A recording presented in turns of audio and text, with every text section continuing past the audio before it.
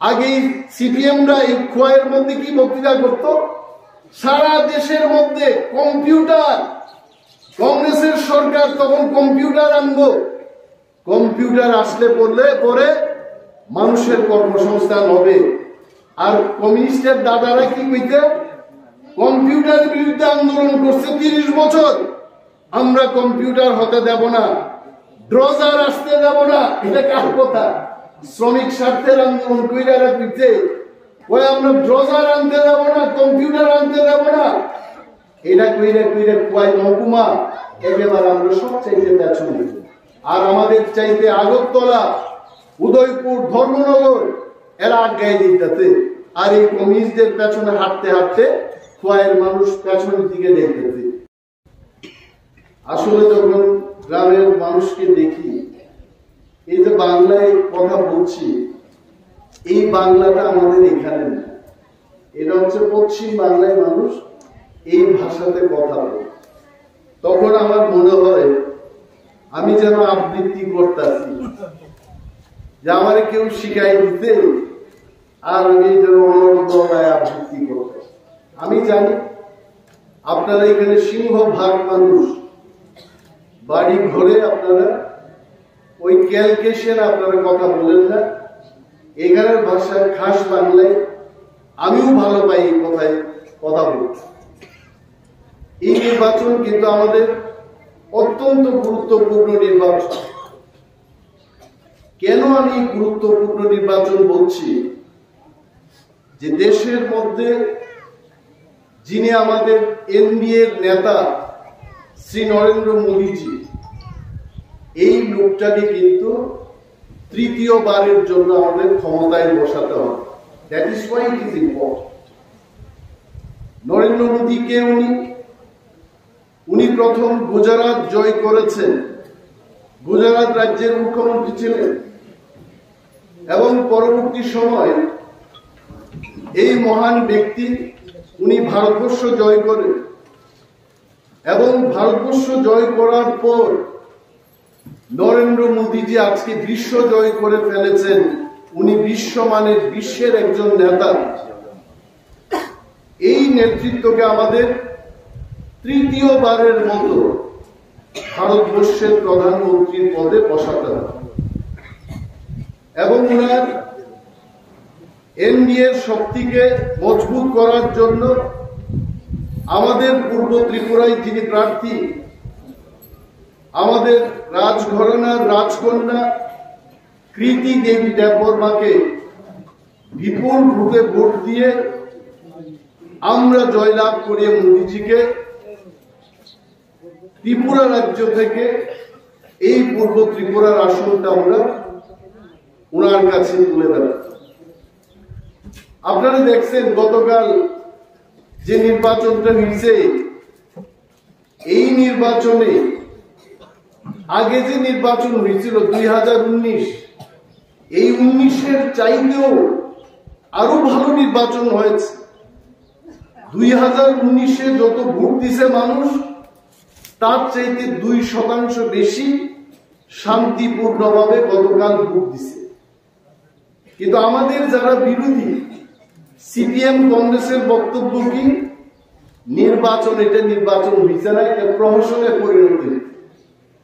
আসলে সিপিএম কংগ্রেসের সমর্থকই খুঁজা পাইছে না, পুলিং এজেন্ট দিব, এই পুলিং এজেন্টটাই পাইছে না। পুলিং এজেন্ট না পাইয়া সম্মান বাঁচানোর জন্য কইতাছে এটা নির্বাচন না, এটা প্রহসন। তো দিকে দিকে আজকে মানুষ জানে যে 84% ভোট পশ্চিম ত্রিপুরায় মানুষ ভোট দিয়েছে। এটা তো তবু ভালো।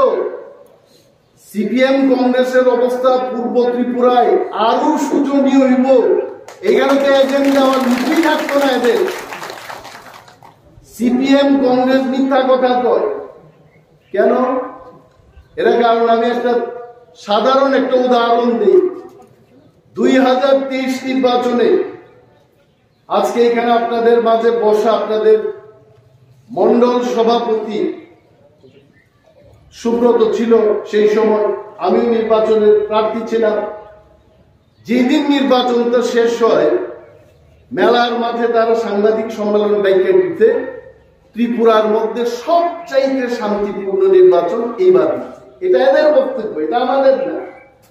এরপর আরো কইছে তো কংগ্রেস লাগতো না, আমরা সিপিএম একাই ক্ষমতায় এইতাছি, সমন্বয়ের দাদাদের আর আনন্দের সীমা নাই।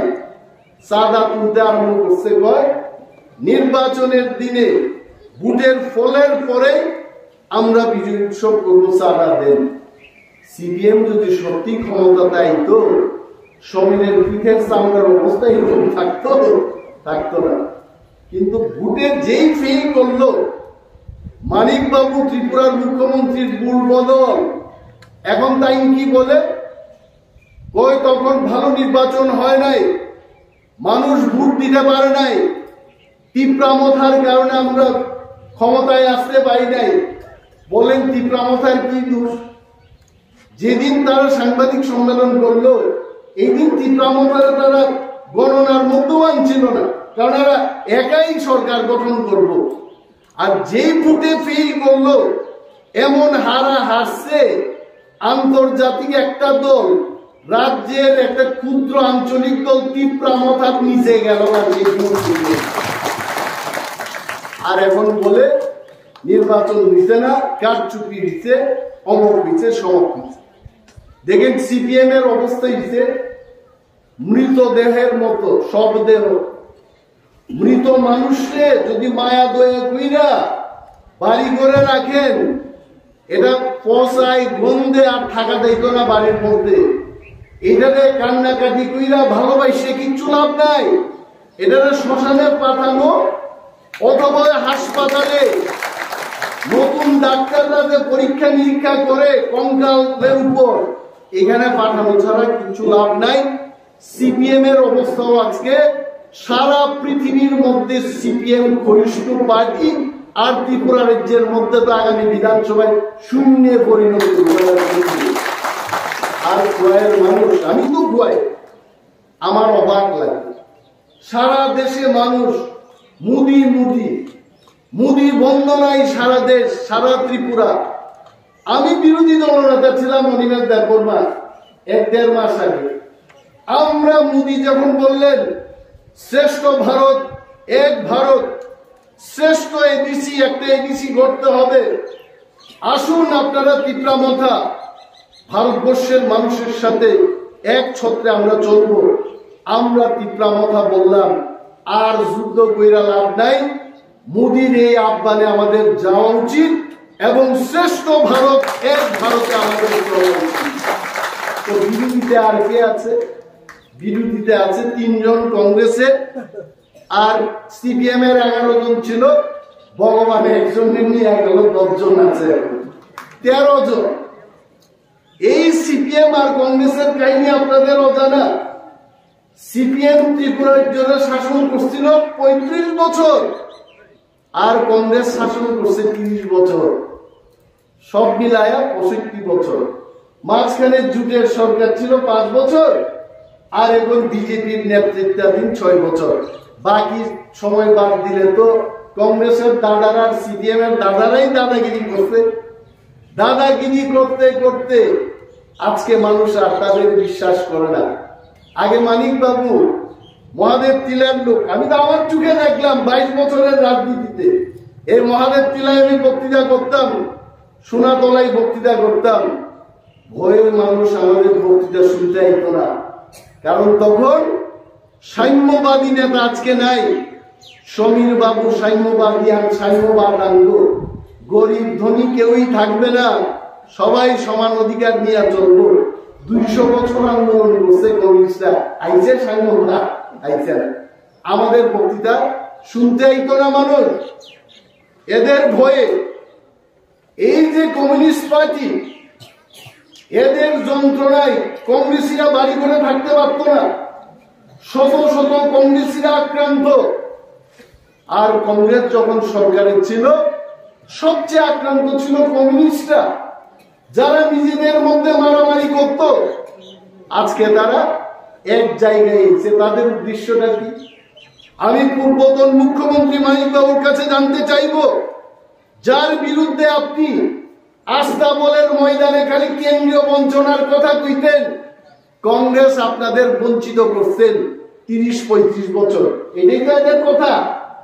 যারা আপনাকে বঞ্চনা করেছে, বঞ্চিত করেছে, ওই দলটার সাথে আপনি জুট বাঁধলেন কেন? এটা মানিক বাবুর কাছে আমার প্রশ্ন। আরে কংগ্রেস তো ভালো করছে না, আস্তাবলের ময়দানে নিয়ে দেয় তো মানুষ। সমীর বাবুর নির্দেশ, শেষ কথা, এখানের সান্তাল, জরা, মুন্ডা, দেববর্মা, যত এসসি এসটি গাড়ি ভর্তি আস্তাবলে দিত। মানিক বাবু কইতো কেন্দ্রীয় সরকারের বিরুদ্ধে কামান দাগাইতো। কেন্দ্রীয় সরকার টাকা দিতেছে না, আমাদের বুক ফাটে আপনাদের জন্য, আমরা করতে চাই কিন্তু পাচ্ছি না, কেন্দ্রীয় সরকার টাকা দেয় না। আজকে মানিক বাবু সেই দলের সাথে কেন জুট বাড়ছে? কারণ মানিক বাবু জানে আগামী বিধানসভায় এরা শূন্যের কোথায় দেখব। ত্রিপুরাজ্যের মধ্যে কংগ্রেস এখন পারলে যে দল আছে এরকম বন্ধু চলো সব একভাবে লড়াই করি, কিন্তু মোদিজি এমন পাওয়ারফুল, প্রতি ঘরে সুশাসন দিয়ে কমিউনিস্ট কংগ্রেসদের অস্তিত্ব নিশ্চিহ্ন করে দেবে ভারতবর্ষ থেকে, এবং আর কোথাও দেখা যাবে না। তো এই খোয়াইয়ে কি রুগে ধরছে যে সারা ভারতবর্ষ, সারা ত্রিপুরা যখন মোদী বন্দনায় বিজেপির নেতৃত্বাধীন সরকারের দিকে যাইতেছে, এইখানে দিকে একটা নৌকা নদীর স্রোতের প্রতিকূলের দিকে যাইতেছে, খালি মাইনসা যায় বিজেপির দিকে, খোয়াইয়ের লোক যাইতেছে সিপিএম এর দিকে। এটা কিন্তু অন্যায়। কারণ একটা কথা মনে রাখবেন, যদি কেউ আপনারা অমৃত খাওয়াইতে চান, আপনার মুখটা যদি আপনি বন্ধ রাখেন, এই অমৃত কেউ খাওয়াইতে পারতো না। আপনার মুখ খোলা রাখতে হবে। মোদিজি অমৃত খাওয়াইতে চান, এই খোয়াইবাসীর জন্য আপনারা আপনাদের মুখ খোলা রাখুন, বিজেপিকে ভোট দিন, কৃতি দেবী দেববর্মাকে আপনারা ভোট দিন, নতুবা মোদিজির আশীর্বাদ এখানে আসবে না। এটাই শ্রমিক বলেছে, এটা আমাদের জানা উচিত। আগেই সিপিএমরা এই খোয়াইয়ের মধ্যে কি বক্তৃতা করত, সারা দেশের মধ্যে কম্পিউটার, কংগ্রেসের সরকার তখন কম্পিউটার আনবো, কম্পিউটার আসলে পরে মানুষের কর্মসংস্থান হবে। আর কমিউনিস্টের দাদারা কি কইতে, কম্পিউটারের বিরুদ্ধে আন্দোলন করছে 30 বছর, আমরা কম্পিউটার হতে দেব না, ড্রজার আসতে দেব না। এটা কার কথা? শ্রমিক স্বার্থের আন্দোলন কইরারা কইতে, ওই আমরা ড্রজার আনতে দেব না, কম্পিউটার আনতে দেব না। এটা কইরে খোয়াই মহকুমা একেবারে আমরা সব চাইতে পেছনে। আর আমাদের চাইতে আগরতলা, উদয়পুর, ধর্মনগর এরা আজ্ঞায় দিতেছে। আর এই কমিউনিস্টদের পেছনে হাঁটতে হাঁটতে খোয়াইয়ের মানুষ পেছনের দিকে দেখতেছে। এই সমস্যা থেকে আমাদের উত্তরণের একটাই পথ, এইবার কৃতি দেবী দেববর্মাকে আমরা 90% খোয়াইয়ের লোক ভোট দিয়ে আমরা প্রমাণ করব আমাদের মন আর সেখানে নাই। আমরা দেশের বিকাশ, রাজ্যের বিকাশের দিকে আমরা যাব, এখানে আমাদের থাকতে।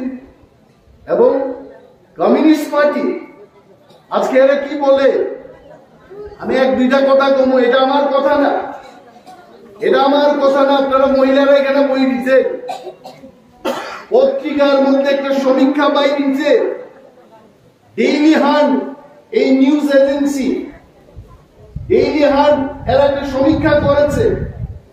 এই সমীক্ষায় কি কইছে, দেশের 64% লোক, 100 জনের মধ্যে 64 জন চান নরেন্দ্র মোদী যে আবার প্রধানমন্ত্রী হোক। আমার কথা। আর রাহুল গান্ধী রে কয়জনে চাইছে জানেন? 21% লোক, অর্থাৎ 21 জনের 100 জনের মধ্যে 21 জন লোক চাইছে রাহুল গান্ধী যেন প্রধানমন্ত্রী। আর সারা দেশের মানুষ, কত লক্ষ মানুষের উপর সমীক্ষা করাইতে, এটা 1000 মানুষের উপর করাইতে না, 77 লক্ষ মানুষকে পথে ঘাটে জিজ্ঞেস করছে, সমীক্ষা করছে। সমীক্ষা করে জানতে পারছে যে দেশের 63% লোক চায় আবার এনডিএ যেন ক্ষমতায় বসে। তো এটার মধ্যে খোয়াই শহর, মহাদেব টিলা, সোনাতলা থেকে শুরু করে দুর্গানগর, জ্যোতি সিনেমালয়ের এখানের লোক, 12 বিলের লোক কেন বিজেপির প্রার্থীকে ভোট দেবে না? কেন প্রীতি দেবী দেববর্মাকে ভোট দেবে না? আমরা যদি বিজেপিকে ভোট না দিই, এইবার পদ্ম ফুল চিহ্নে যদি আমরা ভোট না দিই, এটা হবে কিন্তু আমাদের নিজের পায়ে কুড়াল দিয়ে নিজে আঘাত করার সামিল। আজকে মায়েদের কাছে আমি জিজ্ঞেস করতে চাই, ভারতীয় জনতা পার্টির সরকার রান্না আপনারা কি করে করবেন আরো ব্যবস্থা করে দিচ্ছে, আরো কাজের ব্যবস্থা করছে। সেদিন মোদীজি এসছেন এখানে, উনি কি বলেছেন?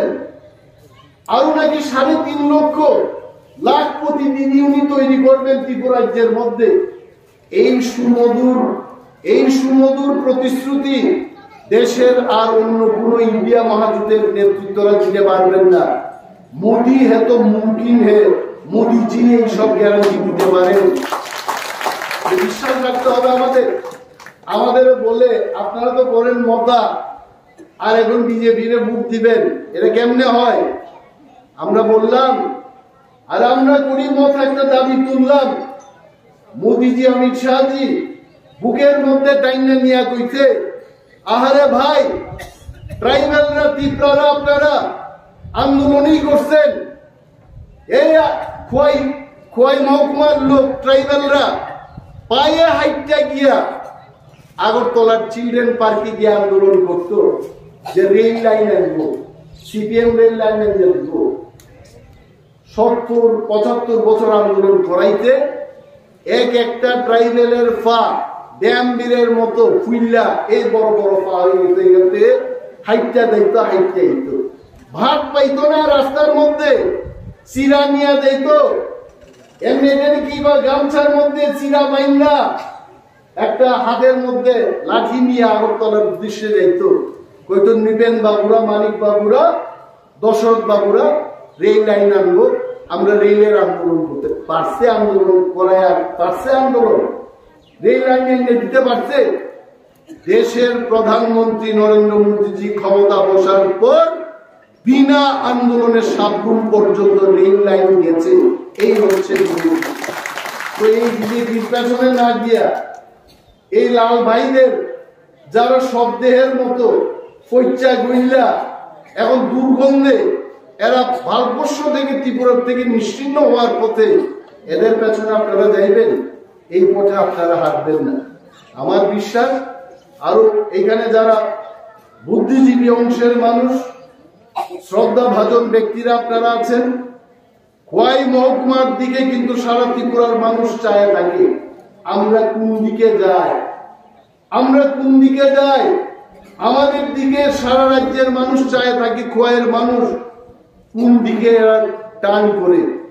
কিন্তু এটা লজ্জার ব্যাপার যে সারা দেশ যেখানে মোদীজির দিকে হাঁটলো, সেখানে এখনো সিপিএম এর ওই পার্টির সাথে আপনারা এখনো যুক্ত। আমি অনুরোধ করব, আমি আর বিশেষ কিছু বক্তব্য করছি না, কারণ আপনারা বাড়ি করে যাবেন। মহিলাদের বিশেষ করে দিনের শেষে আটকে রাখা এটা খুব কঠিন ব্যাপার। ওই দিন আমি সমীপে দেখলাম ওই এক ডিস্ট্রিক্টের সাধারণ সম্পাদক গেটের মধ্যে গিয়ে হুঙ্গারের মতো দাঁড়িয়েছে, কয় আমি মহিলাদের এখানে আটকাইতে চাই না।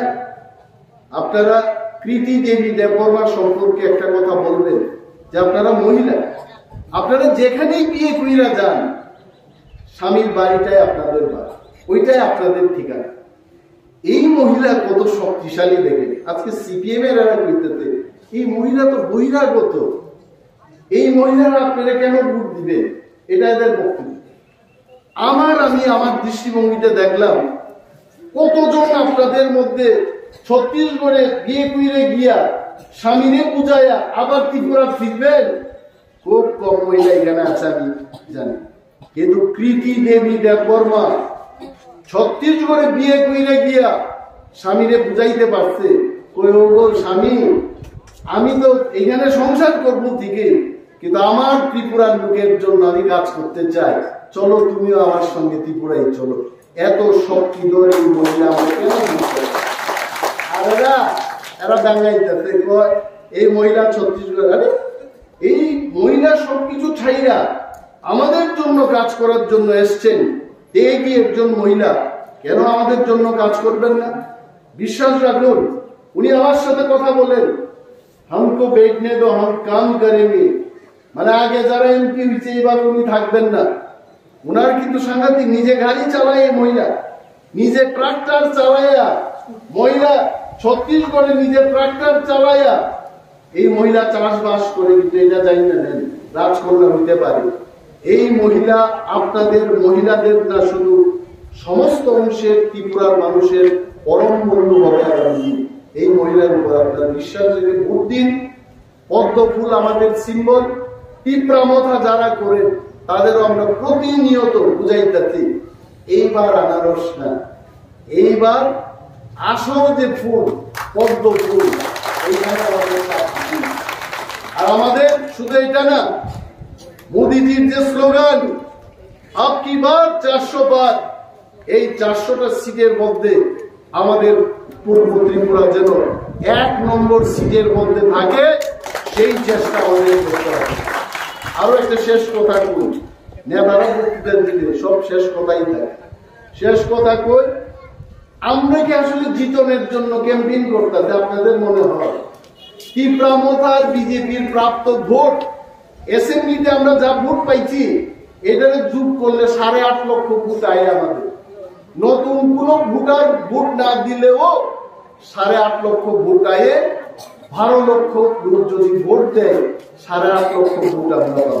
কিন্তু এই যে প্রচেষ্টা, আমরা পথসভা মিছিল মিটিং করে আমরা কেন কইতাছি? কারণ আমরা নর্থ ইস্টের মধ্যে 1 নম্বর মার্জিন নিয়ে আমরা জিততে চাই, তার জন্য আমাদের। সুতরাং 26 তারিখ আপনারা স্নান করে একদম সকালবেলা থেকে লাইনে দাঁড়ায় মোদিজিকে তৃতীয়বারের মতো প্রধানমন্ত্রী করার লক্ষ্যে আমরা পদ্ম ফুল চিহ্নে ভোট দিয়ে প্রীতি দেবী বর্মা মহোদয়কে আমরা জয়লাভ করাবো। এই সংকল্প নিয়ে আপনারা বাড়ি করে ফিরবেন, এই আশা বিশ্বাস রেখে আমি আমার বক্তব্য শেষ করছি। বিজেপি ত্রিপুরামথা IPMT জোট লংলি।